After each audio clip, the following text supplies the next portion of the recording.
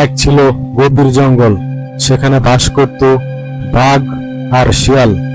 হঠাৎ একদিন বাঘ আর শিয়ালের সঙ্গে দেখা হয়। এই শিয়াল, তুই সবসময় বুদ্ধি খাটিয়ে আমাকে বোকা বানাস। আজকে তোর খবর আছে। আরে বাঘ ভাই, আমি আপনাকে বোকা বানাবো কেন?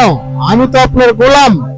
আজকে রাত্রে আপনি আমার বাসায় দাওয়াত রাখেন, দুই ভাই মিলে অনেক বড় করে পার্টি দিব। বাঘ ভাবলো, ভালোই তো, শিয়াল নিজের ইচ্ছায় আমন্ত্রণ দিচ্ছে, এই সুযোগ হাতছাড়া করা যাবে না।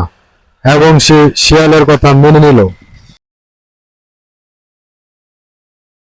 সন্ধ্যা হয়ে আসে, বাঘ শিয়ালের বাড়ির পথে হাঁটছিল। এদিকে শিয়াল বাঘকে দেখেই ডাকলো, বাঘ ভাই, বাঘ ভাই, আমার বাড়ির সামনে একটা গর্ত আছে, একটু দেখে শুনে আসবেন। ওইদিকে বাঘ শিয়ালের কথায় কান দিতে গিয়ে গর্তে পড়ে গেল। গর্তের উপর দাঁড়িয়ে শিয়াল হেসে হেসে বলল, বাঘ ভাই, এবার বুঝলেন বুদ্ধির জল আর শক্তির জল এক নয়।